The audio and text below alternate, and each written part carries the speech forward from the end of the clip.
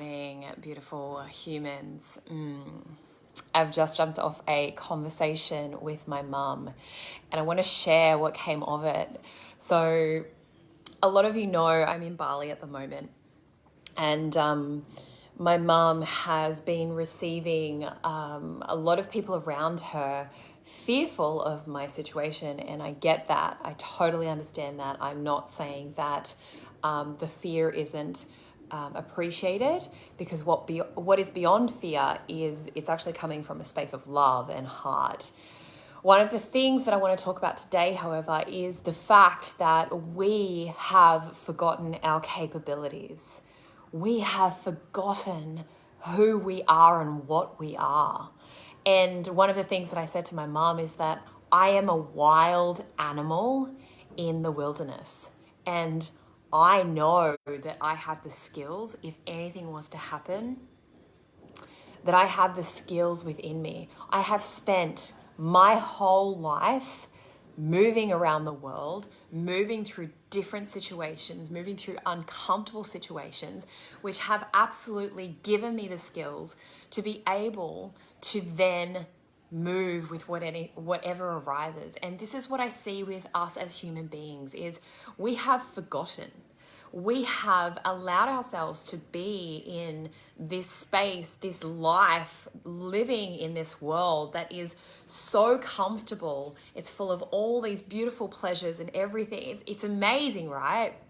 And when shit happens, we've forgotten our capabilities. Hey, Rebecca, we've forgotten how capable we actually really, really are. And that's why we see in life, humans choose to go on pilgrimage walks. That's why we choose to go and travel the world, right? Because we've gotten to a stage in our life where we have become so lost within ourselves. We have lost who we are. We become stuck. We forget about who we actually are inside, that we need to go remember. It's not about finding, when we go on these walks, it's not about finding anything. It's about remembering the parts of ourselves that we've always held within us, always. And this involves coming back to the body. At the core of us, we are animals. We are literally animals, and we have instincts, and we come into this world with instincts, right? You see this when a child is born in the world and naturally goes to suckle on a mum's nipple for food. These are the instincts that we hold within our body. They're primitive and we all hold them, but what happens over time is we forget about them. We have forgotten because we've decided and been conditioned to drop up in our head. And we see this in animals as well. We see it when animals go from a space of, when you've got bears. Bears don't know when winter is, the only way that bears know winter is coming is because of their instincts, right? They are, through their sensory organs, through their internal body wisdom, through their internal self, taking in the external world and moving from their instinctual self. And with these instincts, what they actually help us to do is not only survive and thrive, but also procreate. So basically what that means is this helps us, if we are able to tap back into our natural instincts, this helps us to thrive in the world, to be in this natural state of abundance and harmony with the world and as ourselves, and to also have a thriving relationship with our sex. Like, they're so closely linked. But as humans, what we do is we switch off and we disconnect. We disconnect because these instincts are actually held in the body. That the wisdom is held in the body. And what we see, so I'm going to take animals, for example. I'm going to use them as an example, right? You've got tigers who are naturally hunting their prey, and you see the prey that all of a sudden is drinking water from a water hole, but then all of a sudden they pipe up because they instinctually know, they can feel somehow, and all of this goes beyond the mind, right? This is a layer that is beyond the mind. They pipe up because they can feel that someone's watching them. They can feel that danger is upon them. They can feel this around them. And we have that capacity to be in that same space, right? So that we can act prior to that danger actually hitting us.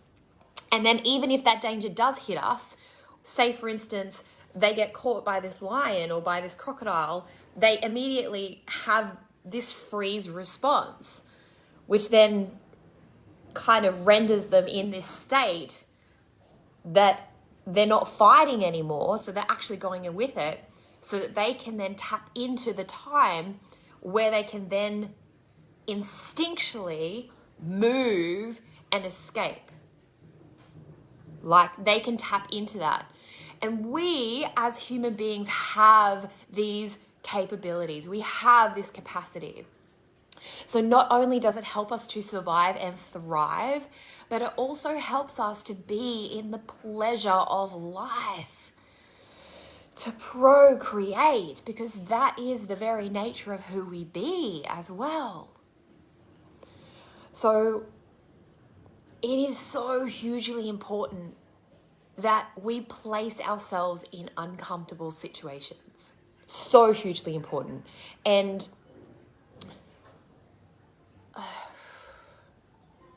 a lot of the times we don't do this. So a lot of the times the world does it for us. And this is where this situation comes about, where it is through illness, it is through a big catastrophic event happening, it is through maybe heartbreak, it is through multiple different things externally that the universe will bring us these situations to remind us of what we are actually capable of, to remind us of our instinctual nature, to remind us of our capacity to actually move through life, of our capabilities, of our natural skills and the natural wisdom that we have within our body, that we were born with. And we see this through a child who literally knows how to find, as soon as we're brought into this world, that child will go to find the mum's nipple because it knows that's where its food is. That's where its nourishment is. And if we as human beings allow ourselves to be in that space and function from that state, that's what we're able to tap into, is where is our nourishment? Where is the natural state of life wanting to flow into us? Where do we get our food from? Where do we get our water from, our nourishment? Where do we then also have this intimacy with this sex? How do we move with that without all the conditionings of that? And how do we live a life with all of those things on board that allows us to thrive? And this is what we get to return to. But we must strip back all of the other things that we've been taught along the way to get to that point. It is a constant coming back to the body, constant moving back into the wisdom, constant moving in. And I want to say that this also then presents itself in conversations. When we're having conversations with other human beings, instinctually, we know whether or not we want to be in that conversation or not, whether or not that person is trustworthy, whether or not this actually is serving us, this conversation. We get to move from there, and then we stop wasting our time and our energy on things that actually aren't helping us thrive.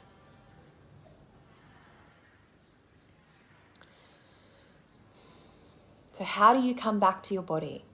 How do you come back to your body? And if you need support with this, I invite you to message me.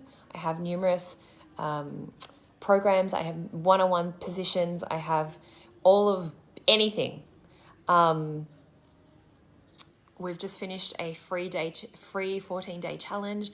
There are multiple things that you can drop into within this.